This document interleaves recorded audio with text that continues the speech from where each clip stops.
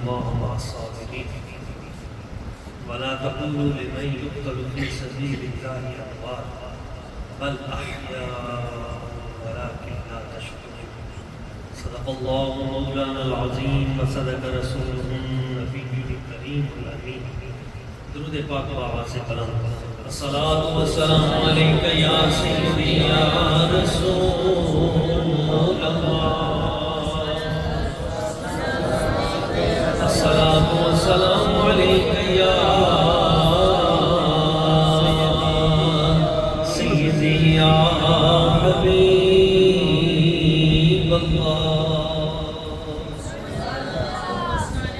نہایت مکرم و محترم عزت مآب ہمارے بہت ہی کرم فرما بڑے مشفق و مہربان حضرت قبلہ محترم محمد علی صاحب شریفی رضاکی دام شرف الحضور، عزت مآب محترم و محترم فاضل جلیل عالم نبیل حضرت علامہ مولانا الحافظ القاری محمد عارف صاحب دام شرف طارق صاحب دامت برکاتہ القدسیہ، عزت مآب مکرم و محترم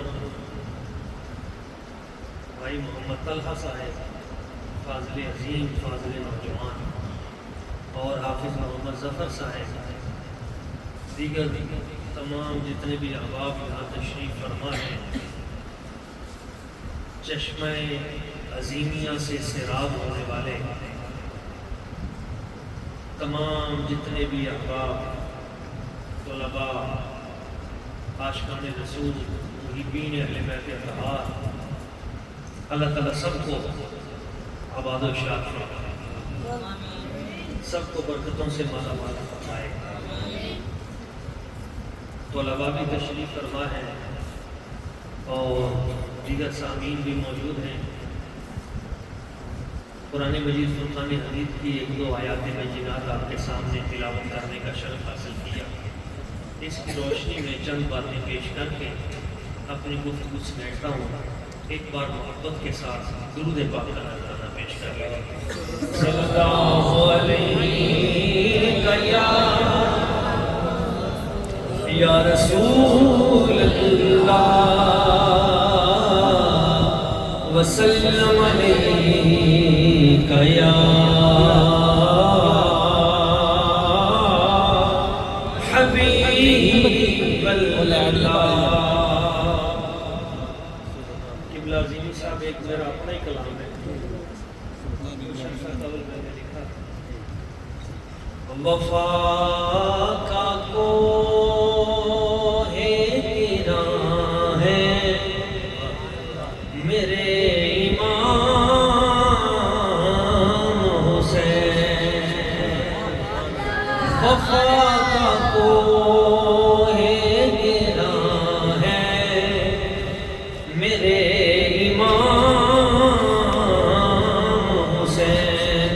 سخا کا پہر رواں ہے میرے امام حسین، سخا کا پہر رواں ہے میرے امام حسین. اور وفا و صبر و سخا و اخوت و وحدت، وفا و صبر و سخا و اخوت و وحدت محبتوں کے نشان ہیں میرے امام حسین، محبتوں کے نشان ہیں میرے امام حسین. اور لہو سے جن کے مزین ہے کربلا نجف، لہو سے جن کے مزین ہے کربلا نجف، وہ دین حق کی اذان ہے میرے امام حسین، وہ دین حق کی اذان ہے میرے امام حسین، وہ خاندان براہیم کے گلے سرسر، وہ خاندان براہیم کے گلے سرسر، رسول پاک کی جان ہے علی پاک کی جان ہے، بطول پاک کی جان ہے میرے امام حسین۔ اور آخری شعر ہے، سمجھنے والا ہے۔ یہ چھوٹے چھوٹے بچے یہ جس وقت قاعدہ پڑھتے ہیں تو نماز سیکھتے ہیں تو ساتھ ایمان مفصل، ایمان مجمل وہ بھی پڑھتے ہیں، تو میں نے اس کو شعر میں بند کیا ہے۔ مجھے مفصل و مجمل کی کیا خبر حافظ، ایمان مفصل ایمان مجمل، مجھے مفصل و مجمل کی کیا خبر حافظ، میرا تو دین و ایمان ہے میرے امام حسین، میرا تو دین و ایمان ہے میرے امام حسین، صفا کا بحر رواں ہے میرے امام حسین۔ معزز و محترم ساتھیوں، دوستوں، بچوں، بھائیوں، ہماری بہت بڑی خوش قسمتی ہے کہ ہم آج یہاں بیٹھ کر اہل بیت اطہار کا ذکر کر رہے ہیں۔ نبی پاک صلی اللہ علیہ وسلم کی آل کا ذکر، حضور کے اہل بیت کا ذکر، یہ اللہ تعالیٰ کو بڑا ہی محبوب ہے، بڑا پسندیدہ ہے۔ یہ جو بھائی مائک والے ہیں نا، اس آواز کو کم نہیں کر دیں، کم کر کے پھر اس کو چھیڑے نا، ٹھیک ہے؟ تو اللہ تبارک و تعالیٰ نہیں، تھوڑی آواز کم کر دیں۔ آپ کو وہ نعت خانوں والا کھاتا نہیں ہے اپنا کام اٹھا دو پھر جناب کھڑکا دو، آہستہ بس آواز رکھیں کہ دوستوں کو بات میری سمجھ میں آ رہی ہے، بس اتنی سی رکھیں اور اس کو بھی چھیڑے نا۔ نبی اکرم صلی اللہ علیہ وسلم حضور کی آل پاک کا ذکر کرنا، اس ذکر میں بیٹھنا، اس مجلس میں بیٹھنا، یہ بہت بڑی سعادت کی بات ہے۔ یہ جو چھوٹے چھوٹے بچے بیٹھے ہیں ان کو میں یہ پیغام بتا دوں، کیونکہ اس وقت میں ذہن پہ جو بات بیٹھ جاتی ہے وہ ساری زندگی نقش رہتی ہے۔ تو دوستوں،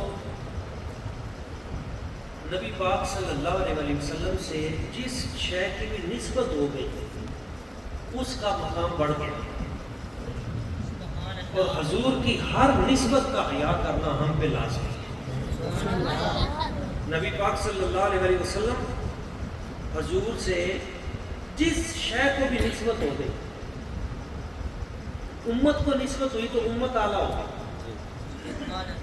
کتاب کو نسبت ہوئی تو کتاب اعلیٰ ہو گئی، زمین کو نسبت ہوئی تو مکہ مکرمہ مدینہ منورہ اعلیٰ ہو گیا، سفر کو نسبت ہوئی تو سفر معراج سب سے اعلیٰ ہو گیا۔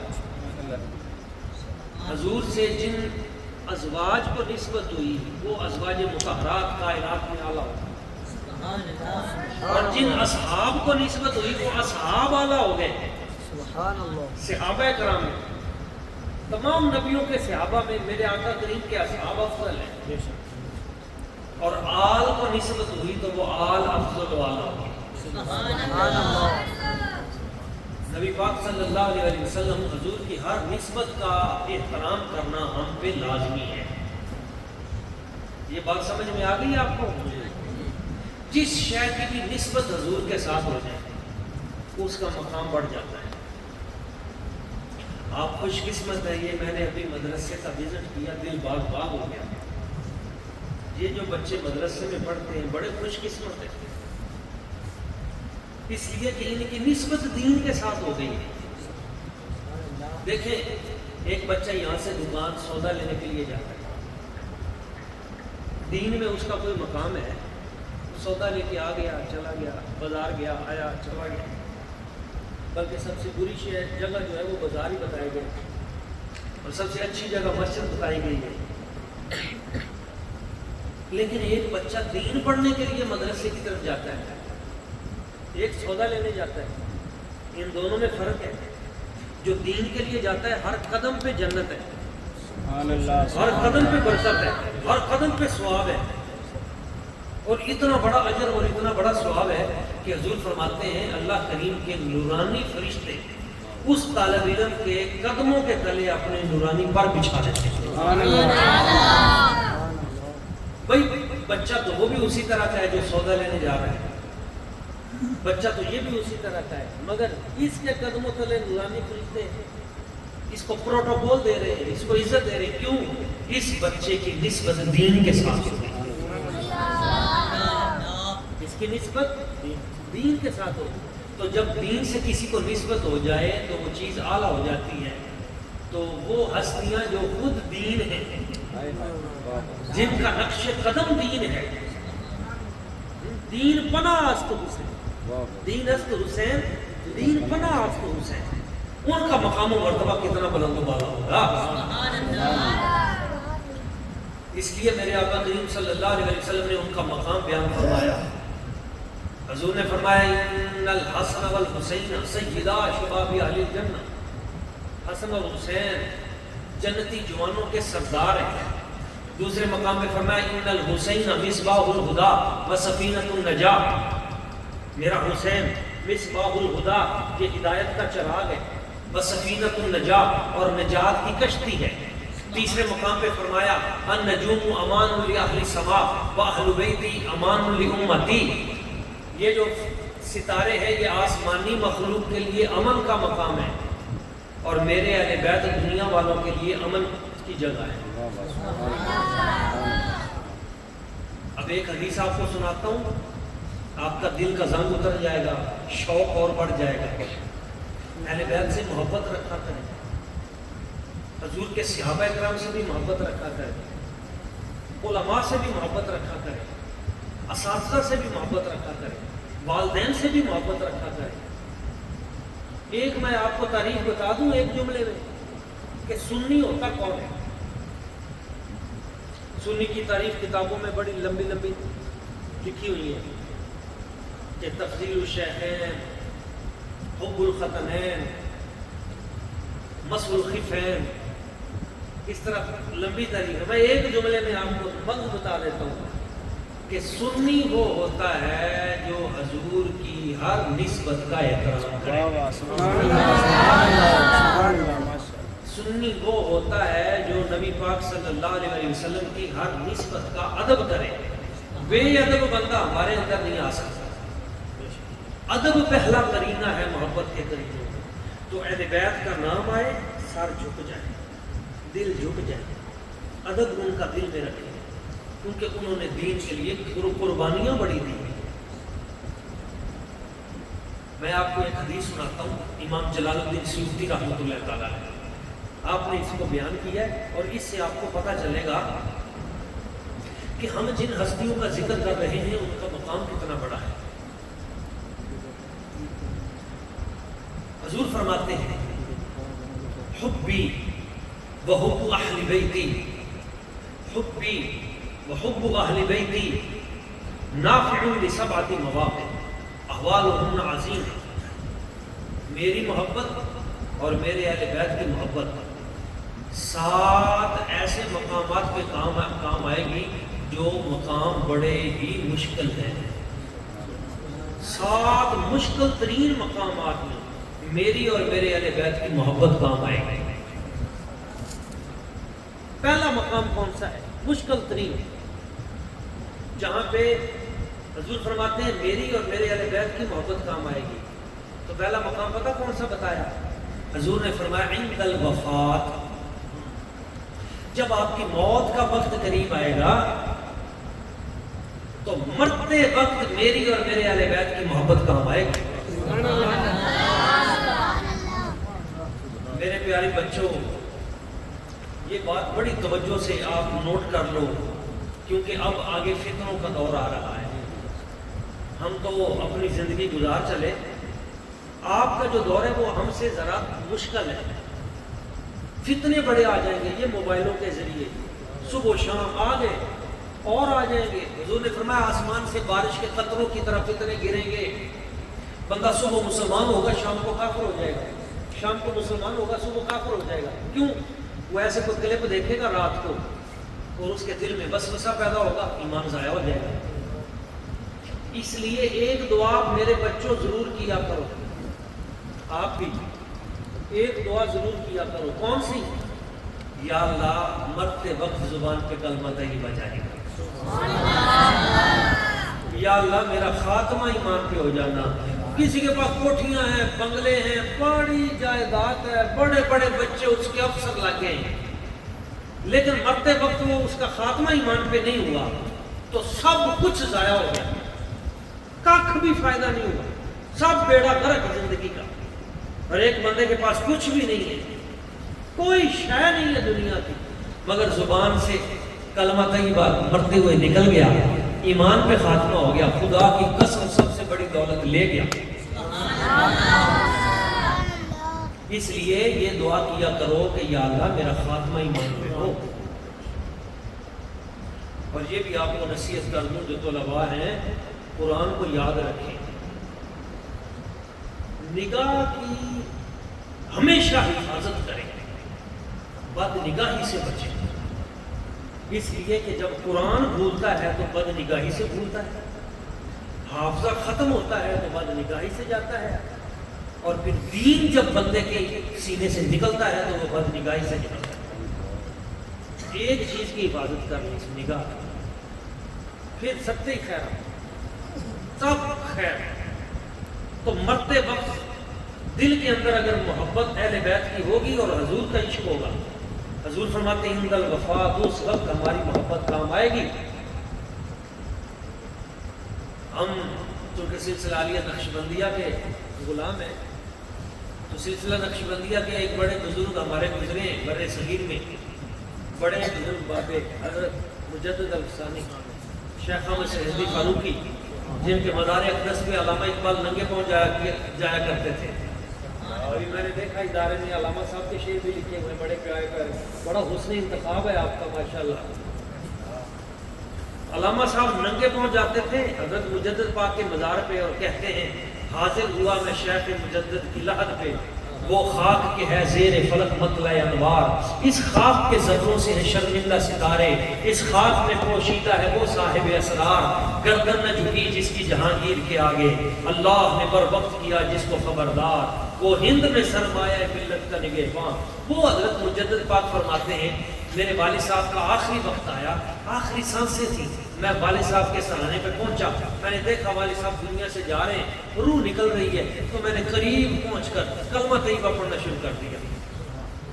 کلمہ طیبہ میں نے اس نیت سے پڑھا کہ ابا جی سن لیں، دہرا لیں گے، اس لیے کہ شرعی حکم یہ ہے جب کوئی فوت ہو رہا ہو تو اس کو یہ نہ کہو کلمہ پڑھ، یہ نہ کہو، کیونکہ ہو سکتا ہے موت کی تلخی کی وجہ سے وہ کہہ دے میں نہیں پڑھتا، فوت ہو جائے اور اس کا خاتمہ کفر پہ ہو جائے، اور اس خاتمہ کفر پہ سبب کون بنا؟ آپ بنے. نہ اس وقت اس کو یہ نہ کہو کلمہ پڑھ، نہ یہ نہ کہو، کلمہ شریف خود پڑھنا شروع کرو. خود پڑھنا شروع کر دو گے تو اس کو یاد آ جائے گا کلمہ شریف، وہ بھی پڑھنا شروع کر دے گا، خاتمہ ایمان پہ ہو جائے گا. تو حضرت مجدد پاک فرماتے ہیں میں نے کلمہ شریف اونچی اونچی پڑھنا شروع کر دیا. تو میرے والد گرامی وہ دنیا سے جا رہے تھے، آخری سانسیں تھیں اٹکی ہوئی، تو اس کیفیت میں آنکھیں کھول کے میری طرف دیکھ کے رضا کی کیفیت میں کہنے لگے میرے بیٹے احمد پریشان نہ ہو، سبحان اللہ، تو سمجھ رہا ہے کہ میرا خاتمہ کہیں کفر میں نہ ہو جائے، مجھے کلمہ شریف یاد نہ، بالکل پریشان نہیں ہونا میرے خاتمے کے حوالے سے۔ ابا جی وقت ایسا آ گیا تو وہ کہنے لگے بیٹا میرا دل اہل بیت کی محبت سے بھرا ہوا ہے، مجھے موت پہ کلمہ طیبہ کے ضائع ہونے کا کوئی خدشہ نہیں، اس لیے ہم کہتے ہیں دارین کا سلطان حسین ابن علی ہے، دارین کا سلطان حسین ابن علی ہے، ایک بولتا قرآن حسین ابن علی ہے، اور مانا کہ مسلمان کی پہچان ہے کلمہ، پر کلمے کی بھی پہچان حسین ابن علی ہے، کلمے کی بھی پہچان حسین ابن علی ہے، اور زندہ اسلام کو کیا تو نے، زندہ اسلام کو کیا تو نے، حق و باطل بتا دیا تو نے، جی کے مرنا تو سب کو آتا ہے، پر مر کے جینا سکھا دیا تو نے، جی کے مرنا تو سب کو آتا ہے پر مر کے جینا سکھا دیا۔ میرے سرکار نے فرمایا عند الوفا، مرتے وقت ہماری محبت کام آتی ہے، وفی القبر، دوسری جگہ مشکل جگہ قبر کے اندر میری میرے اہل بیت کی محبت کام آئے گی۔ جب فرشتے سوال کریں کہ من رب کا مادی، حضور فرماتے ہیں ہماری محبت اس وقت کام آئے گی، اہل بیت کا پیار اس وقت کام آئے گا۔ اور تیسرا حضور نے فرمایا عند النشور، جب قیامت والے دن قبروں سے باہر نکلنا ہے تو اس باہر نکلنے کے بعد اس لمحے میں جب قبروں سے باہر نکلنا ہے اس وقت میری اور میرے اہل بیت کی محبت کام آئے گی۔ کیسے کام آئے گی؟ قبر میں کام ایسے آئے گی کہ سوالوں کے جواب آسان ہو جائیں گے، اور حشر کے میدان میں ایسی آئے گی کہ بخاری شریف کی بھی حدیث ہے، پوچھا یا رسول اللہ یا حبیب اللہ، ایک بندہ وہ کسی قوم سے محبت کرتا ہے، احب قوما لم یلحق بہم، وہ ان سے ملا نہیں ہے، ان کو جانتا نہیں ہے، ان کے قرب میں نہیں گیا، انہیں دیکھا نہیں ہے، لیکن اس قوم سے ان لوگوں سے محبت کرتا ہے، رہتا دور ہے، زندگی میں کبھی دیکھا بھی نہیں، سوچا بھی نہیں، ملا بھی نہیں، لیکن پیار کرتا ہے، ابھی ان کے قرب میں نہیں گیا، ملا نہیں ہے، مگر کسی قوم سے پیار کرتا ہے، کسی شخص سے پیار کرتا ہے، حضور اس کو کوئی فائدہ ہوگا؟ میرے سرکار نے فرمایا صحیح بخاری میں، حضور نے فرمایا المرء مع من احب، حضور نے فرمایا جو جس سے پیار کرتا ہے وہ اس کے ساتھ ہی اٹھے گا، اس کے ساتھ ہی ہوگا، حشر کا میدان ہوگا، جو کسی وزیر سے پیار کرتا ہے وہ اس کے ساتھ اٹھے گا، جو کسی مشیر سے پیار کرتا ہے وہ اس کے ساتھ اٹھے گا، جو کسی سیاسی وڈیرے سے پیار کرتا ہے وہ اس کے ساتھ اٹھے گا۔ رب کعبہ کی قسم، جو اہل بیت سے پیار کرتے ہیں وہ انہی کے دامن کے ساتھ اٹھے گا۔ تو اگر ان نیکوں سے پیار کرنے والا ہوا، دل میں ان کی محبت ہوئی، تو پھر آپ قیامت والے دن انہی کے ساتھ اٹھیں گے۔ یہ ہم سارے اکٹھے ہو کے بیٹھے ہیں، آپ بھی اپنی نیند چھوڑ کے آئے بیٹھے ہیں، کس لیے آئے بیٹھے ہیں؟ ان کی محبت میں ہی آئے بیٹھے ہیں نا، ورنہ آپ کو کوئی یہاں پہ تنخواہ تھوڑی دی جائے گی، ان کی محبت میں بیٹھے ہیں۔ اور مجھے وہ بات یاد آ گئی، وہ بوڑھی مائی والی، وہ یوسف علیہ السلام کو خریدنے کے لیے، یوسف علیہ السلام کو خریدنے کے لیے وہ بڑے بڑے وزیر آئے، بڑے بڑے تگڑے لوگ لائنوں میں لگ گئے، یوسف کو خریدنا ہے، بڑے بڑے پیسوں والے، سونا چاندی لے کے، درم و دینار لے کے، ہیرے جواہرات لے کے آ گئے، میں نے خریدنا ہے، دوسرا کہتا ہے میں نے خریدنا ہے۔ ایک بوڑھی مائی بی بی سود کی اٹھی لے کے، کچھ بھی نہیں تھا اس کے پاس، وہ بھی لائن میں لگ گئی۔ لوگوں نے کہا بی بی تو کمڑی ہو گئی ہے، وہ ادھر تو بڑے بڑے بادشاہ لائنوں میں لگے ہوئے ہیں۔ زلیخا مصر 12 کروڑ دینار لے کے لائن میں کھڑی تھی، سونے کے سکے 12 کروڑ لے کے۔ عزیز مصر لائن میں کھڑا ہے، تو بی بی تجھے کیا ہو گیا ہے؟ تیرے پاس ہے کیا؟ ایک سود کی رسی ہے چھوٹی سی، تو یوسف خریدنے آئی ہے؟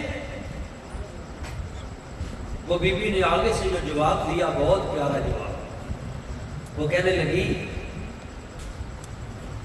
مجھے کمڑی نہ کہو، مجھے بے وقوف نہ سمجھو، مجھے بھی پتہ ہے کہ سود کی اٹھی سے میں یوسف کو خرید نہیں سکتی، مجھے علم ہے میں حضرت یوسف علیہ السلام کو خرید نہیں سکتی، پر لائن میں اس لیے لگی ہوئی ہوں، کل قیامت والے دن جب میرا رب کہے گا قیامت والے دن میرے یوسف کے طلبگار کون کون تھے، میرے یوسف کو خریدنے کا شوق رکھنے والے، اس کے حسن کے طلبگار کون کون تھے، میں اس لائن میں تو کھڑی ہو جاؤں گی نا۔ ہم نے کیا اہل بیت کی شان بیان کرنی ہے، ہماری کیا اوقات ہے کہ ان عظیم ہستیوں کو خراج تحسین پیش کریں، گناہگار سیاحت کسی نہ کام کے نکمے کھوٹے، نہ وہ اخلاص، نہ وہ تقوی، نہ وہ حیا، نہ وہ الفاظ اس لائق، لیکن چلو اکٹھے ہو کے بیٹھ کے ان کا نام تو لے رہے جیسے تاکہ قیامت والے دن اس لائن میں کھڑے ہو جائیں، اس لسٹ میں تو ہمارا نام آ جائے، امام پاک کے محبت کرنے والوں میں ہمارا نام آ جائے۔ کیا فرمایا کہ جس وقت قبروں سے باہر نکلنا اس وقت ہماری محبت کام آئے گی۔ اور پھر اگلا مقام فرمایا عند الحساب، جب وہ پرچہ، وہ نامہ اعمال جب وہ پکڑایا جائے گا ہاتھوں میں، تو اس وقت ہماری محبت کام آئے گی۔ عند الحساب، جو ہم سے ہمارے اہل بیت سے پیار کرتے ہیں تو نامہ اعمال داہنے ہاتھ میں، اور جن کے دل میں بغض ہے نامہ اعمال بائیں ہاتھ میں لیے۔ وہ مشکل ترین وقت ہے، اس وقت ہماری محبت کام آئے۔ یہ محبت ایسی چیز نہیں ہے، پھینکنے والی چیز نہیں ہے، یہ بڑی کام کی چیز ہے۔ میں نے جو آیت پڑھی تھی اس کو سمجھیں، ہاں ان لوگوں کے ساتھ جڑ جائیں، ان کی محبت کے ساتھ جڑ جائیں مشکل ترین حالات میں۔ نماز اپنی جگہ، روزے اپنی جگہ، حج اپنی جگہ، زکوٰۃ اپنی جگہ، سب کچھ۔ اللہ تعالیٰ فرماتا ہے ایمان والو استعینوا بالصبر والصلاۃ، صبر اور نماز کے ذریعے مدد چاہو۔ آگے فرمایا ان اللہ مع الصابرین، بے شک اللہ صبر کرنے والوں کے ساتھ ہے۔ اسلوب بیان ہونا یوں چاہیے تھا، یا ایھا الذین آمنوا استعینوا بالصبر والصلاۃ ان اللہ مع الصابرین والمصلین، کہ ایمان والو صبر اور نماز سے مدد چاہو، بے شک اللہ صبر کرنے والوں اور نمازیوں کے ساتھ ہے۔ پہلے بات دونوں کی ہوئی، پہلے بات دونوں کی ہوئی، الصبر والصلاۃ، ایمان والو صبر بھی کرو نماز بھی پڑھو، لیکن آگے فرمایا ان اللہ مع الصابرین، اللہ صبر والوں کے ساتھ ہے۔ آگے یہ نہیں کہا کہ اللہ نمازیوں کے ساتھ ہے، آگے کیا کہا؟ اللہ صبر والوں کے ساتھ ہے، اس لیے کہ نمازی تو ہر طرح کا ہو سکتا ہے، نمازی تو ہر طرح کا ہو سکتا ہے، نمازی تو مسجد زرار بنانے والے بھی تھے، نہیں سمجھ میں آئی بات؟ نمازی تو منافق بھی تھے، کلمہ بھی پڑھتے تھے، نماز بھی پڑھتے تھے، بڑے بڑے موٹے نشان بھی تھے ماتھے پہ، سجدے بھی بڑے کرتے تھے۔ نمازی تو وہ بھی تھے، وہ کہتے تھے جلدی جلدی نماز پڑھنی ہے، جلدی امام حسین پاک کو شہید کرو۔ لیکن صرف نماز کام نہیں آئے گی، اللہ فرماتا ہے میں صرف نمازی کے ساتھ نہیں، میں صبر کرنے والے کے ساتھ۔ صبر امام پاک نے کر کے دکھایا، مشکل ترین حالات میں صابر بن کے دکھایا۔ تو دوستو اس مرحلے میں ان کی محبت کام آئے گی، مشکل ترین مرحلے میں جب حساب کے لیے نامہ اعمال دیا جائے گا۔ اور پھر آگے کیا فرمایا؟ والمیزان، عند المیزان، جس وقت ترازو عمل تولے جائیں گے، تو اعمال جس وقت تولے جا رہے ہوں گے حضور فرماتے ہیں عین اس لمحے میری اور میرے اہل بیت کی محبت کام آئے گی. اور پھر حضور نے فرمایا چھٹی بات سرکار نے فرمایا عند الحوض، حوض کوثر پہ ہماری محبت کام آئے گی، میرے اہل بیت کی محبت کام آئے گی.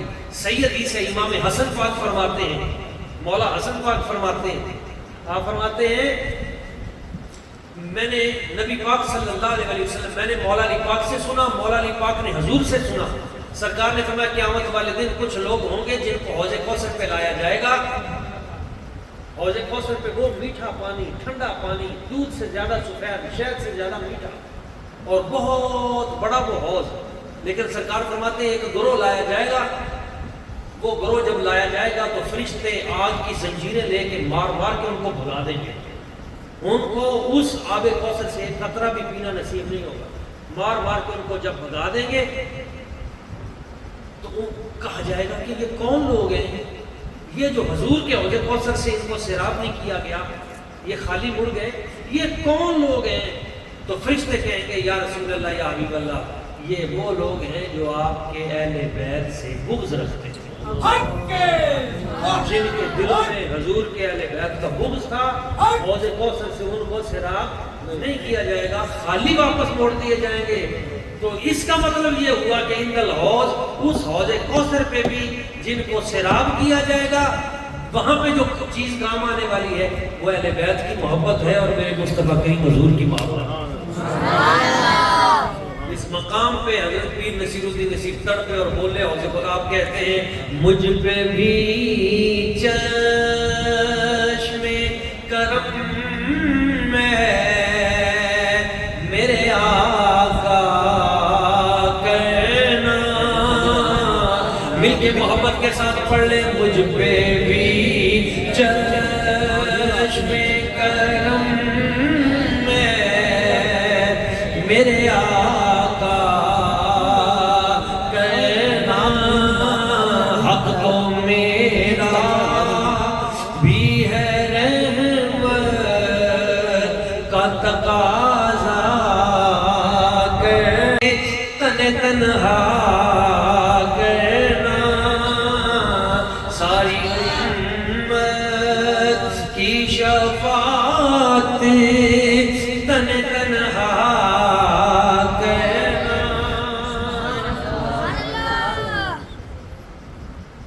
ان کی محبت آخری جو بات، ساتویں جگہ میرے سرکار نے فرمایا جہاں پہ میری اور میرے اہل بیت کی محبت کام آئے گی، ساتویں جگہ وہ میرے سرکار نے فرمایا عند الصراط، پل صراط پہ میری اور میرے اہل بیت کی محبت کام آئے گی. جب وہ پل صراط پار کرنا ہے تو پل صراط پار کرتے ہوئے جو چیز مومن و معاون بنے گی وہ حضور نے فرمایا میری اور میرے اہل بیت کی محبت ہوگی. احوالہن عظیمہ، یہ 7 مشکل ترین جگہ ہے، اوکھے مقام جنہوں کہتے ہیں وہ. تو ان جگہوں پہ جب کام آئے گی یہ محبت، ہو جو دنیا کے چھوٹے چھوٹے معاملات میں کیسے کام نہیں آئے گی. جب مشکل ترین مرحلوں میں یہ کام آئے گی تو عام لمحات میں کیسے کام نہیں آئے گی. تو دوستو یہ ان کریموں کی محبت ہے جو دلوں میں بسنی چاہیے، دلوں میں اس سے اجالا ہے، ان کریموں کے ذکر سے اجالا ہے. اور پھر ان کی زندگی سے ہمیں سبق کیا ملتا ہے.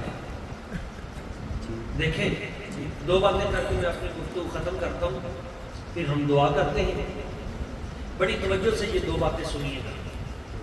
امام حسین پاک نے ہمیں سبق کیا دیا.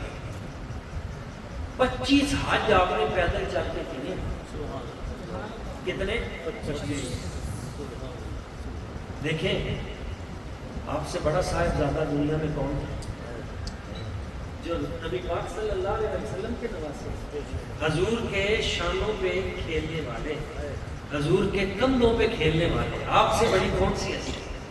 لیکن اس کے باوجود، سواریوں کے باوجود، اونٹ گھوڑے ہونے کے باوجود جب مکہ مکرمہ کی طرف جاتے ہیں، مدینہ طیبہ سے لے کے مکہ مکرمہ اور مکہ مکرمہ سے منا اور منا سے عرفات اور مزدلفہ، سارے کا سارا سفر پیدل طے کرتے ہیں.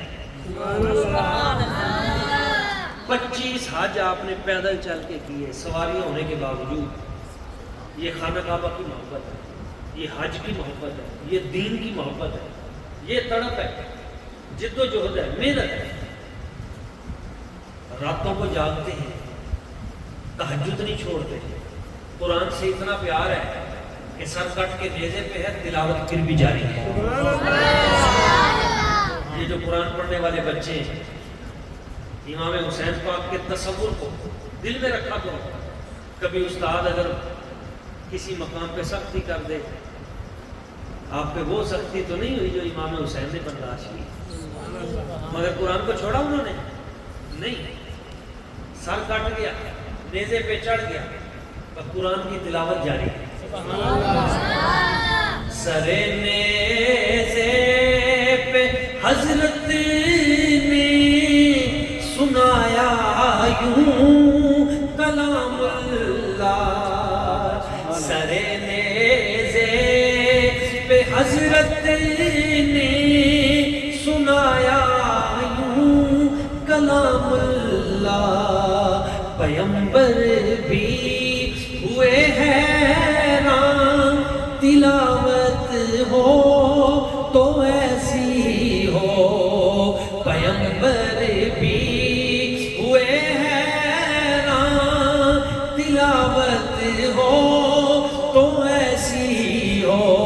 اور نماز عصر حضرت نے پڑھائی جا کے جنت میں. نماز عصر حضرت نے پڑھائی جا کے جنت میں. شہیدوں کی نمازوں کی امامت ہو تو ایسی ہو. شہیدوں کی نمازوں کی امامت ہو تو ایسی ہو.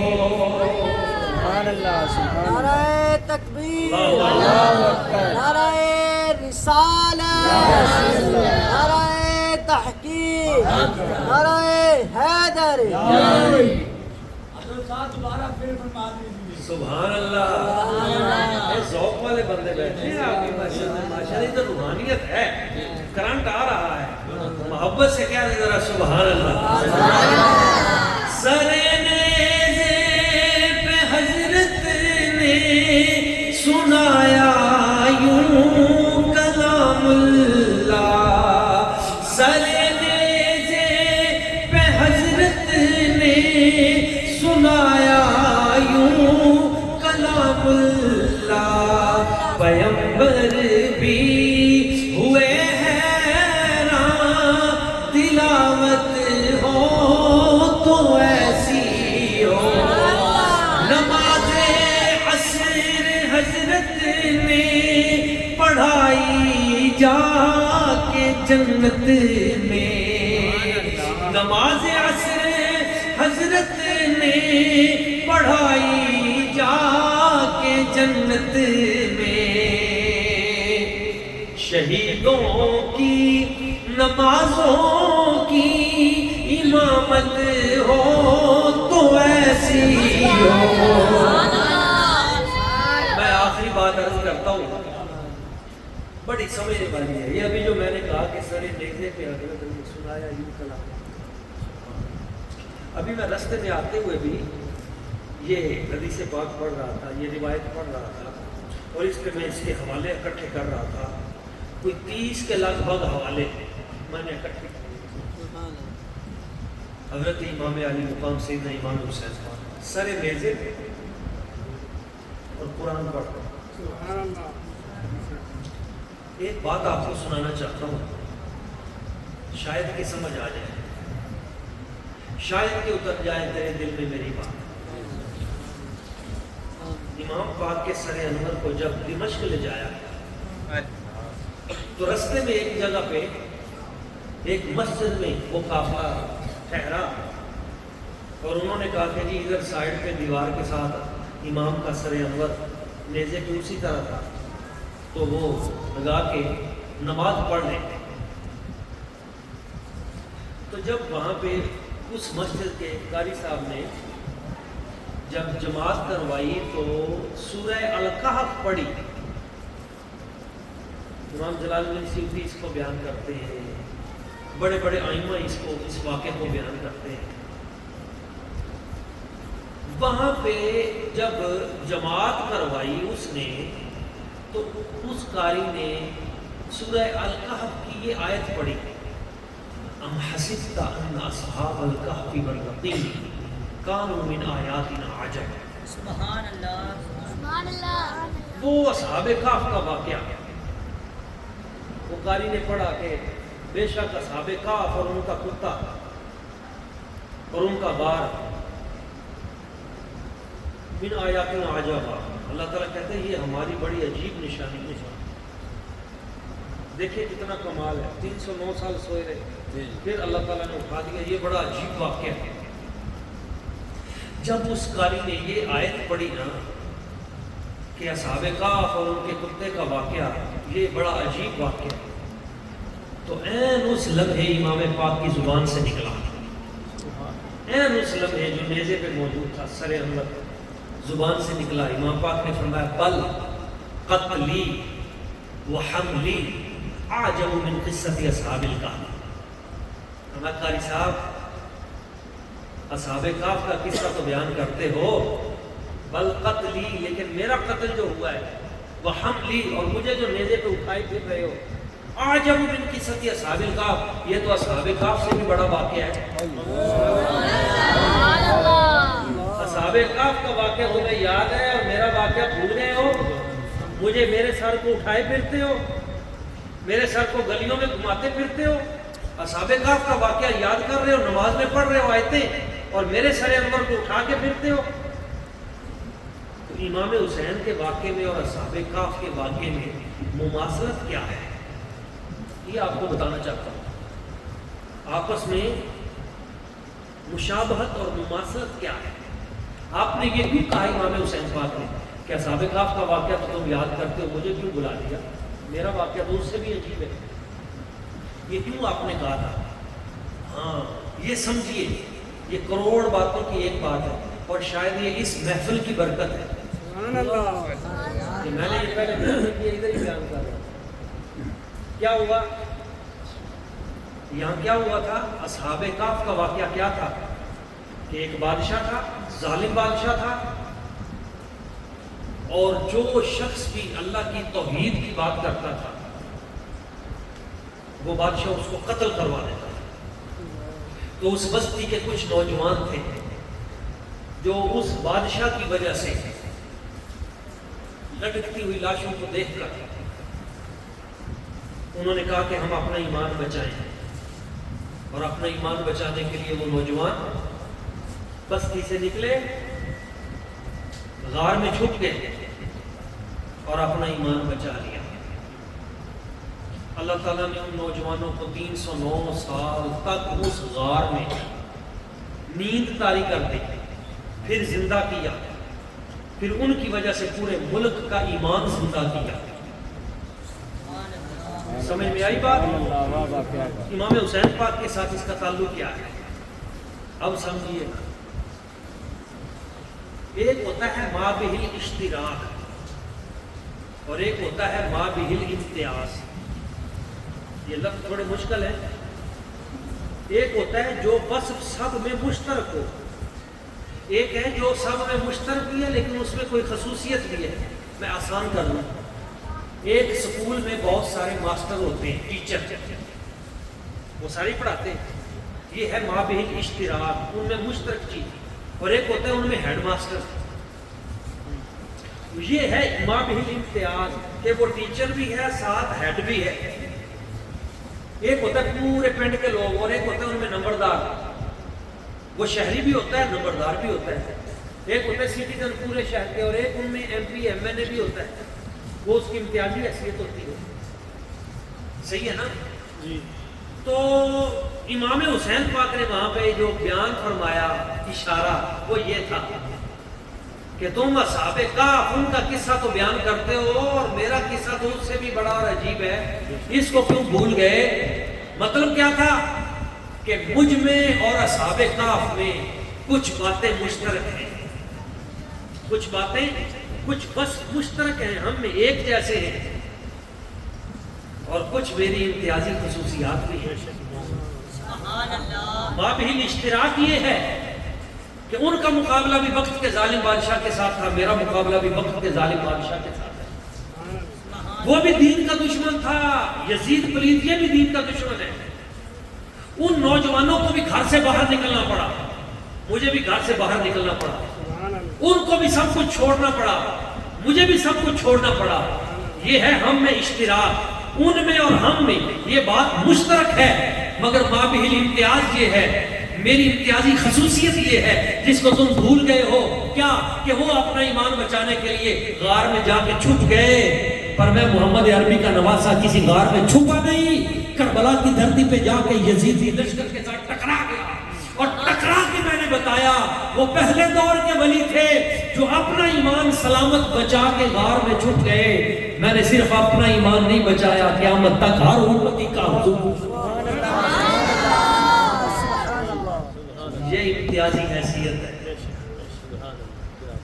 مجھ میں اور ان میں۔ مشترک بات تو یہ ہے کہ وہ بھی گھر سے نکلے، میں بھی گھر سے نکلا، مگر وہ غار میں چھپ گئے اور میں میدان میں کھڑا ہو کے استقامت کے ساتھ، جرأت کے ساتھ یزیدی لشکر کے ساتھ ٹکرا گیا۔ انہوں نے اپنے آپ کو بچایا اور ہم نے پورے دین کو بچایا۔ وہ سوئے رہے مگر یہاں حلق پہ تلوار چل رہی تھی، نماز پھر بھی نہ چھوڑی۔ نہیں سمجھ میں آئی بات؟ یہ امتیازی حیثیت ہے امام حسین پاک کی۔ وہ 309 سال تک سوئے رہے مگر ادھر جو سونے والی آخری رات تھی اس میں بھی نہ سوئے، اور اپنے بچوں کو بھی کہا آخری رات ہے، اٹھ کے اذانیں دو، نمازیں پڑھو، ذکر اذکار کرو، اللہ کو یاد کرو، اور اپنی جانیں رب کی رضا کے لیے قربان کر دو۔ نہیں سوئے، آخری لمحے بھی نماز نہیں چھوڑی، اور پھر فرمایا ان کی وجہ سے اللہ تعالیٰ نے یہ فرمایا، میری امتیازی حیثیت یہ ہے، ان کی وجہ سے اللہ تعالیٰ نے 309 سال بعد لوگوں کے ایمان کو زندہ کیا۔ وہ بادشاہ رات کو سویا، رویا، یا اللہ میری امت بلباس بعد الموت، مرنے کے بعد اٹھنے کے حوالے سے تذبذب کا شکار ہے، پریشان ہے، یا اللہ ان کے لیے کوئی نشانی بھیج۔ اللہ نے 309 سال بعد ان کو اٹھا دیا اور لوگوں کو بتا دیا جو رب 309 سال بعد بندے زندہ کر سکتا ہے، سوئے ہوئوں کو اٹھا سکتا ہے، وہ قیامت والے دن بھی تمہیں زندہ کر سکتا ہے۔ پورا ملک جو ہے اس میں امن پیدا ہو گیا، فرقہ واریت ختم ہو گئی، فتنے ختم ہو گئے۔ اللہ نے ان کی وجہ سے، ان ولیوں کی وجہ سے، اصحاب کہف کی وجہ سے 309 سال بعد اس ملک کے ایمان کو بچا لیا۔ اور امام حسین پاک کی خصوصیت اور امتیازی حیثیت یہ ہے کہ آپ کے وجود کی برکت کی وجہ سے ایک ملک نہیں، شرق سے لے کے غرب تک، شمال سے لے کے جنوب تک، کشمیر کی وادیوں سے لے کے غزہ کی فضاؤں تک، اور ادھر لبنان کی بستیوں سے لے کے یمن کے برگزاروں تک، پوری کائنات میں جس عاشق رسول کا ایمان زندہ ہے وہ خون حضرت امام حسین کی برکت کی وجہ سے۔ یہ امام حسین پاک کی امتیازی حیثیت ہے کہ آپ کے خون کی حرارت اور اس جرأت نے قیامت تک کے لیے حریت و حمیت کو بلند کر کے رکھا ہے، اور آواز حریت پوری دنیا میں آج بلند ہو رہی ہے۔ حقوق سلب کرنے والے پوری دنیا میں انسانیت کے حقوق پہ ڈاکے مارنے والے پریشان ہیں کہ لوگ کیوں کھڑے ہوتے ہیں اپنی جانیں پیش کر کے، چھوٹے چھوٹے پتھروں کے ساتھ ٹینکوں کا مقابلہ کیوں کر رہے ہیں؟ اس کے پیچھے وہ اسماعیل ہانیہ دنیا سے چلا گیا شہید، حماس کا سربراہ تھا اسماعیل ہانیہ، وہ دنیا سے چلا گیا۔ جب اس سے پوچھا گیا اسماعیل ہانیہ سے، اسماعیل ہانیہ یہ تو بتا، سچا عاشق رسول تھا، سنی لیڈر تھا، وہ کہتا ہے میرا باپ، اسماعیل ہانیہ کے انٹرویو میں نے سنا، وہ کہتا ہے میرا باپ بچپن میں گھر میں میلاد منایا کرتا تھا، صوفیاء کی تربیت کا آدمی تھا۔ وہ کہتا ہے اسماعیل ہانیہ کہ اس سے پوچھا گیا، سوال ہوا کہ یار تمہارے غزہ کے بچے ٹینکوں کے ساتھ ٹکرا جاتے ہیں، چھوٹے چھوٹے پتھروں کے ساتھ، آخر تمہارے اندر ہے کیا؟ اس نے یہ جواب دیا تھا، اس نے کہا تھا جب ہمارا کوئی بچہ دنیا سے جاتا ہے تو ہم حضرت علی اصغر کو یاد کر لیتے ہیں، جب کوئی جوان دنیا سے جاتا ہے تو شہزادہ علی اکبر کی قربانی یاد کر لیتے ہیں، جب کسی بیوی کو تکلیف آتی ہے تو سیدہ زینب کی تکلیف یاد آ جاتی ہے، جب کوئی بزرگ دنیا سے جاتا ہے تو امام حسین پاک کا سراپا وہ ہمیں حوصلہ اور امید کی راہ دکھاتا ہے، یقین کی کیفیت سے سرشار کر دیتا ہے۔ تو سب ادھر کشمیر کے اندر، ادھر لبنان کے اندر، ادھر یمن کے اندر، ادھر بیروت کے اندر، پوری دنیا میں جہاں کہیں بھی مسلمانوں پہ ظلم ہو رہا ہے اور اس کے پیچھے اگر وہ مسلمان پھر بھی ڈٹ کے کھڑا ہے، حق کے ساتھ کھڑا ہے، زبان پہ نعرہ تکبیر لگا رہا ہے، نعرہ رسالت لگا رہا ہے، اس کے پیچھے غور کریں گے تو پیچھے حضرت امام حسین پاک کی قربانی ہے۔ انہوں نے ایک ملک کو بچایا تھا، امام پاک نے پوری کائنات کو بچایا، لوگوں کے ایمان کے محافظ ہیں۔ وہ 309 سال تک تھے، یہ قیامت تک ہے۔ یہ امتیازی حیثیت ہے امام پاک کی، امام حسین پاک کی۔ ان کی قربانی ہمیں ایک پیغام دیتی ہے کہ حضور کے گھر کے بچے اگر وہ دین کے لیے کر سکتے ہیں تو ہماری کیا حیثیت۔ پیغام یہ ہے کہ اپنی نسلوں کو دین کے ساتھ جوڑو، اپنے بچوں کو قرآن مجید کے ساتھ جوڑو، اپنی نسلوں میں سے ایک ایک بچہ ضرور عالم بناؤ۔ آپ تو بڑے خوش قسمت ہیں، اللہ نے آپ کو بہت بڑا مرکز دیا ہوا ہے، بہت بڑا خزانہ دیا ہوا ہے آپ کے پاس۔ تو جڑے ان نیک لوگوں کے ساتھ، ان متقین صالحین کے ساتھ، اور اس سلسلہ خیر کو آگے لے کے چلیں۔ امام حسین پاک رضی اللہ تعالیٰ عنہ علیہ السلام، آپ کی قربانی ہمارے لیے بہت سے رستے چھوڑتی ہے۔ اللہ کو راضی رکھیں، نماز نہ چھوڑیں، سجدے میں آخری لمحے میں آپ نے سر کٹایا اور پیغام دیا کہ میں اس کیفیت میں بھی سجدہ نہیں چھوڑتا، اور تم عام سستی میں آ کے نمازیں چھوڑ دیتے، نماز کے قریب نہیں جاتے، امام پاک کے اوپر تیر چل رہے ہیں، تلوار چل رہی ہے، نماز نہیں چھوڑیں گے۔ لیکن قیامت والے دن ہم سے سوال تو ہوگا کہ تمہیں ہم نے گھر دیا تھا، ہم نے تمہیں در دیا تھا، تمہیں ہم نے دنیا کی ہر نعمت دی تھی، مگر اس کے باوجود بھی تم اٹھ کے چند قدم پہ مسجد میں نہیں جا سکتے، تو قیامت والے دن سوال تو ہوگا۔ اس لیے ان کریموں کے رستے پہ چلیں، ان کی عطا کردہ تعلیمات کو اپنائیں۔ اللہ کریم کی بارگاہ قدس میں دعا ہے، جو چند باتیں میں نے عرض کی ہیں ہمیں سمجھنے کی، ان باتوں پہ عمل کرنے کی، اس پیغام محبت کو آگے پہنچانے کی توفیق عطا فرمائے۔ آخری شعر میرے ساتھ مل کے پڑھنا ہے۔ عالم میں چاروں طرف ہے چرچا حسین کا، مل کے آخری شعر محبت کے ساتھ مل کے پڑھ لیں۔ عالم میں چاروں طرف ہے چرچا حسین کا، دونوں جہاں میں بٹتا ہے صدقہ حسین کا۔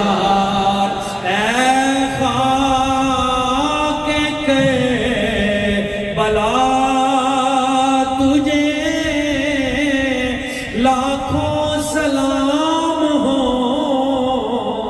اے خاک کربلا، تجھے لاکھوں سلام ہو، تڑپا ہے تیرے قلب میں لاشا حسین کا، تڑپا ہے تیرے قلب میں لاشا حسین کا۔ بڑا ہی خوبصورت شعر یاد آ گیا، یہ بھی میرا اپنے کلام ہے، قبلہ دیجیے۔ محتاج وہ نہیں ہیں آب فرات کے، محتاج وہ نہیں ہیں آب فرات کے، کیوں کوثر سے ہے بھرا ہوا پیالہ حسین کا، کوثر سے ہے بھرا ہوا پیالہ حسین کا، کوثر سے ہے بھرا ہوا پیالہ حسین کا۔ عالم